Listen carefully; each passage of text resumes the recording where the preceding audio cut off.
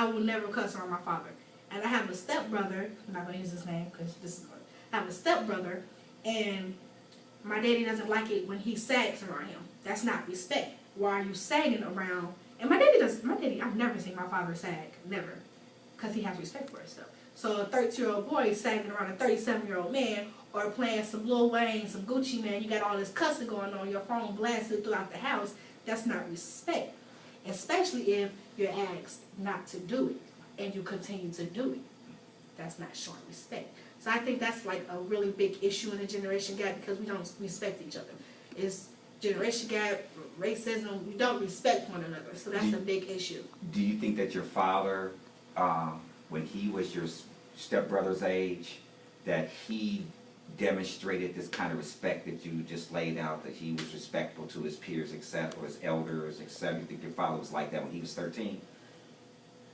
Well, let's just say that he was. Okay. We'll give the benefit of the doubt and say that he I was. don't All know. right. We'll just give him the benefit of the doubt and say that he was. Okay. Okay. If he was that, and then the stepson is not, then how do we get from that to that? How do we get from respect to lack of respect in one generation? How did that happen? I think it was because, like what she said with the respect, with the generation difference, I think it's mainly because of, like, your generation, you guys had to work for the freedom. You guys had to work for everything you guys have now. But our generation, it's already here. There's really no need to work, so they feel like they can just be lackadaisical. They feel like they can just do whatever. Well, work is different. You know, for my generation, work in many ways was dirt. I mean, you were sweaty, you got dirty. I mean, even if you were, there was some kind of physicality associated with work in a lot of cases. Today, you can work laying in your bed. Yeah.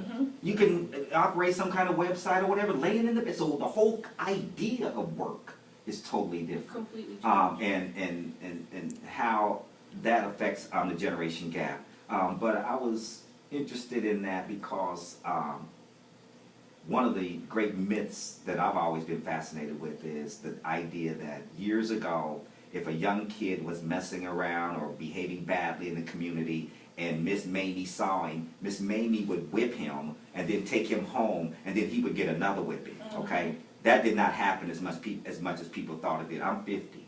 I grew up in the 60s and early 70s. No one outside of my family ever laid a hand on me. Now, there were times when people saw me and called, and the news got there when I got home, but nobody whipped me.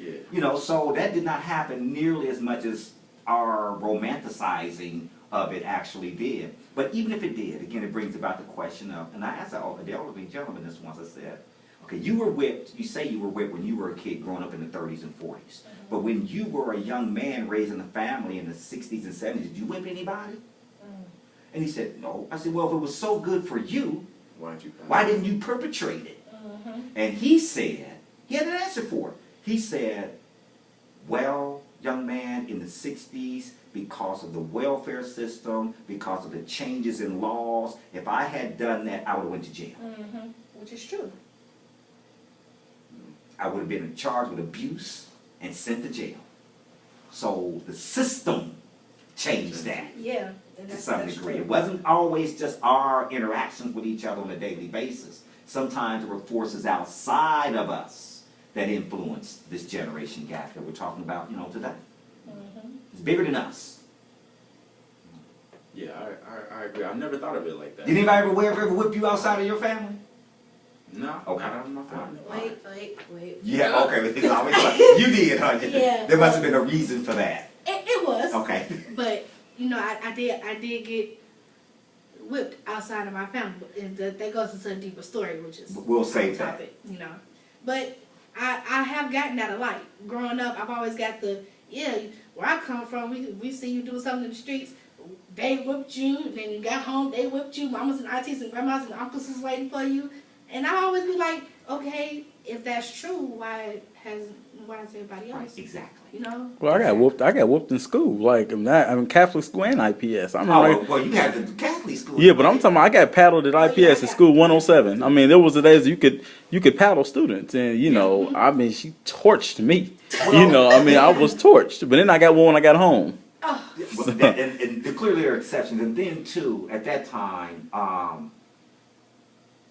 the teachers were still seen as substitute parents. Yeah. They're in charge of you when you are not around your Yeah. parents. And so your parents give them license to put the hammer down on you Yeah. in more ways than one if necessary. I don't even know if they paddle. Is corporal punishment even allowed in schools It used to anymore? be in some handbooks you could see it, but no one ever does. Just like I remember, we used to stand for the pledge of allegiance of the pledge, and we did that from like I think first to second grade, and after that we didn't have to do it anymore. See, we did it all the way up until high school, and then when you got into high school, it was optional. Yeah, you didn't You have know, to stand. it was like, and it started slowly, because what they started is you had to stand, but you have to put your hand over it, or you didn't have to say it. Then it was like, well, stand if you want to. By the time by the time I think when I was a junior, we didn't even say the pledge. They didn't even do it anymore. Like Wow. and it amazes me, but I think it's more of like that I thought there was always there was no reason, there was no answer for that, but I think what the biggest thing when it comes to respect, I think a lot of factors play into it, but the biggest thing that I can think of would be the family. I feel like even though like I was brought up, my mom she raised me, my brothers and my sister, we all have that respect, and we get it a lot. We go out, all the time. People come and be like, "Your children are so respectful." I love your kids. That's what we were taught, And I mean, a lot of that, was not just from my mom, but my grandmother, the church. Everybody was like that. That's what you did. You respected your elders, And even if it was somebody that you didn't like, you still respected them as a person. Why? Just because, like that's how if you want to be treated like that, that's what Right. you needed, and it goes back to the golden rule, treat thou the way thou wants to be treated, and like that's just that's what was always instilled in